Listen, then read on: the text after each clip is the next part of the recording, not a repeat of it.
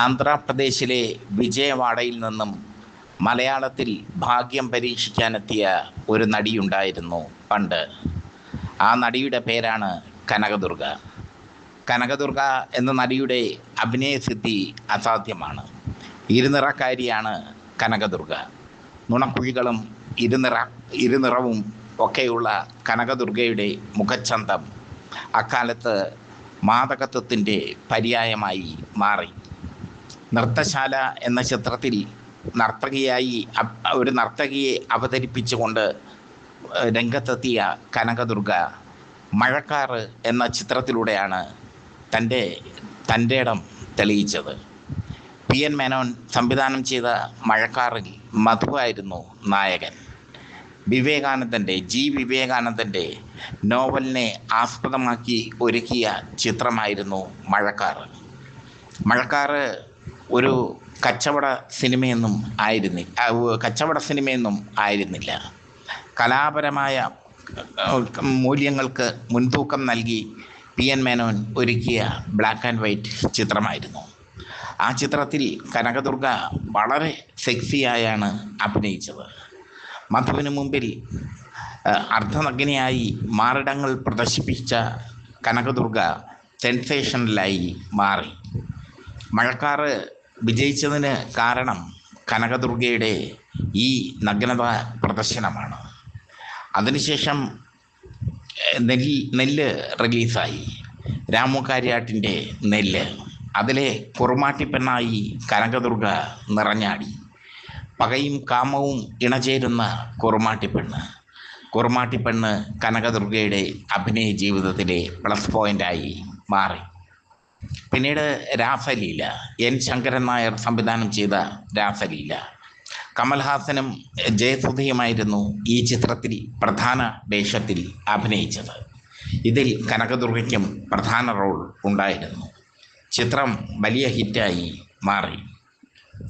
കമൽഹാസൻ്റെയും ജയസുധയുടെയും അഭിനയ തിമിർപ്പിൽ കനകദുർഗ പാർശ്വവൽക്കരിക്കപ്പെട്ടു പോയി ഈ ചിത്രത്തിൽ.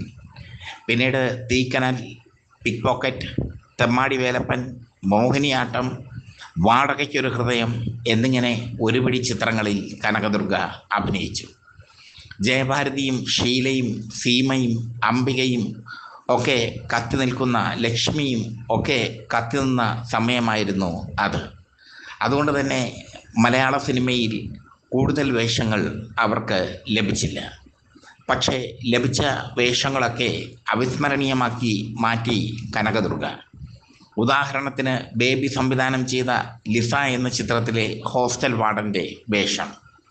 മറ്റൊന്ന് ഏതോ ഒരു സ്വപ്നം എന്ന ചിത്രത്തിലെ പ്രൊഫസർ സാവിത്രിയുടെ വേഷം. ഇതൊക്കെ കനകദുർഗയുടെ അഭിനയ തികവ് വ്യക്തമാക്കുന്ന വേഷങ്ങളായിരുന്നു. ഇതെല്ലാം കനകദുർഗ തൻ്റെ കയ്യൊപ്പ് ചാർത്തിയ കഥാപാത്രങ്ങളാണ്. എന്തായാലും ക്യാമറാമാൻ ഹേമചന്ദ്രനെ കല്യാണം കഴിച്ച് സിനിമയോട് വിട പറഞ്ഞു കനകദുർഗ. അതിനുശേഷം ഹേമചന്ദ്രൻ മരണപ്പെട്ട ശേഷം മകൾ മാനസയെ സിനിമയിലേക്ക് കൊണ്ടുവന്നു അവർ. ബിഗ് ബിയിലൂടെയാണ് മാനസ അരങ്ങേറ്റം കുറിച്ചത്. എന്നാൽ കനകദുർഗയെ പോലെ കൂടുതൽ ചിത്രങ്ങളിൽ അഭിനയിക്കാൻ മാനസയ്ക്ക് കഴിഞ്ഞില്ല. തമിഴ്നാടൻ വിക്രാന്തിനെ വിവാഹം കഴിച്ച് അഭിനയ ജീവിതത്തിൽ നിന്ന് വിട പറഞ്ഞ മാനസ ഒരു ഇടവേളയ്ക്ക് ശേഷം ടെലിവിഷൻ സീരിയലുകളിൽ സജീവമായി രംഗത്തുണ്ട്. കനകദുർഗ ഇപ്പോഴും ഉണ്ട് തമിഴ്നാട്ടിൽ. ആന്ധ്രാപ്രദേശിൽ ജനിച്ച കനകദുർഗ തമിഴ് ചിത്രങ്ങളിലും മലയാള ചിത്രങ്ങളിലും തെലുങ്ക് ചിത്രങ്ങളിലും ഒക്കെ അഭിനയിച്ചെങ്കിലും മലയാളമാണ് അവർക്ക് അഭയം നൽകിയത് എന്ന് വേണമെങ്കിൽ പറയാം. ശരീര സൗന്ദര്യം കാണിക്കാൻ ഒട്ടും മടിക്കാത്ത കനകദുർഗ ആ കാലത്ത് അപ്രസക്തയായി പോയതിന് കാരണം അക്കാലത്ത് ജയഭാരതിയും സീമയും ഒക്കെ ശരീര സൗന്ദര്യ പ്രദർശനത്തിൽ കനകദുർഗയോട് മത്സരിച്ചു എന്നത് കൊണ്ടാണ്. എന്തായാലും ഒരു കാലത്തെ പ്രേക്ഷകർ കനകദുർഗയെ ഓർക്കുന്നുണ്ടായിരിക്കും. ഒരു ഉൾക്കുളിരായി.